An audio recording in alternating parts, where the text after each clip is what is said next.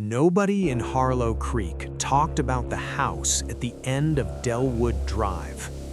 Not the neighbors, not the mailman, not even the kids who dared each other to ride their bikes past it on Halloween. They just didn't talk about it. But Marcus Webb was from out of town, and Marcus didn't know the rules. It was October 2019 when Marcus left Chicago behind. He wanted quiet. He wanted cheap rent.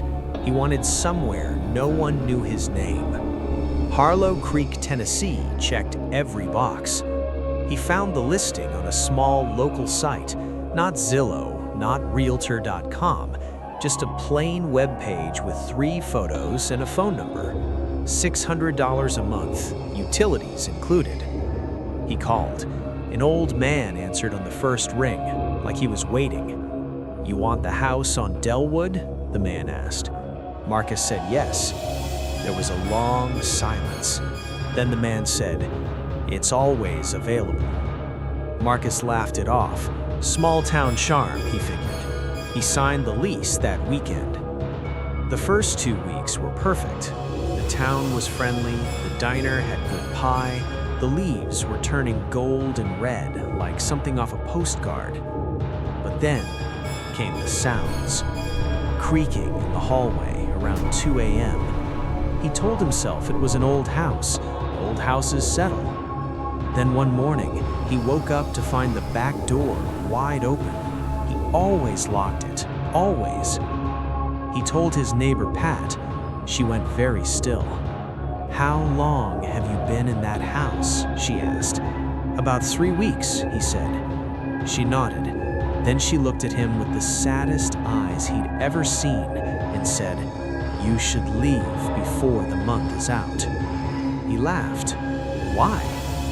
"Because no one ever stays past 30 days. Marcus didn't leave. He was stubborn like that. Night 24. He heard footsteps upstairs. He grabbed his phone, went up, nothing. But on the floor of the empty bedroom, spelled out in the dust, 2 words: "You're close." Night 27, a figure in the yard, just standing beneath the old oak tree, still. Every night, 3 a.m., same spot. Porch light on, nothing. Light off, there it was. Night 29, he decided to confront it. He crossed the yard in the tall dark, flashlight shaking in his hand, and shone it directly at the tree.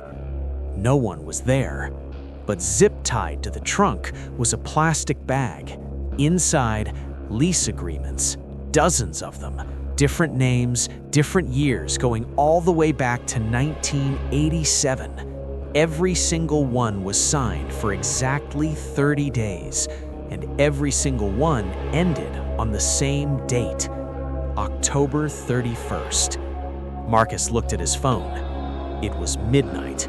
October 31st had just begun. He ran inside, threw everything into a bag, grabbed his keys, his laptop, his wallet. He ran to his car. It wouldn't start.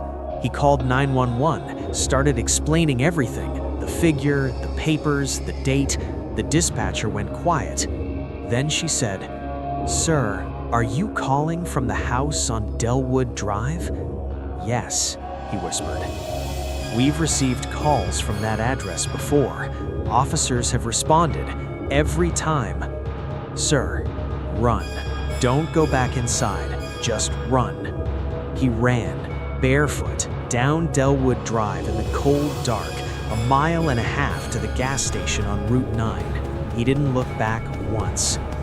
2 deputies drove out to the house, came back 40 minutes later. "The house is empty," one of them said. "Nothing unusual." Marcus stared. "Did you see the papers on the tree?" The deputy shook his head slowly. "There's no tree in that yard. There's never been a tree in that yard." Marcus left Harlow Creek that night, never went back, never contacted the landlord. 2 months later, out of curiosity, he searched for the listing. It was back up.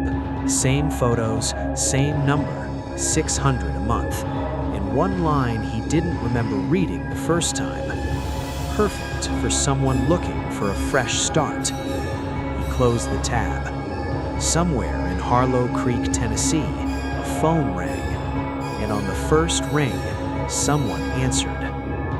If you're watching this from somewhere new you just moved into, check your lease, check the date it ends, and whatever you do, don't look out the window at 3 a.m. Sleep tight.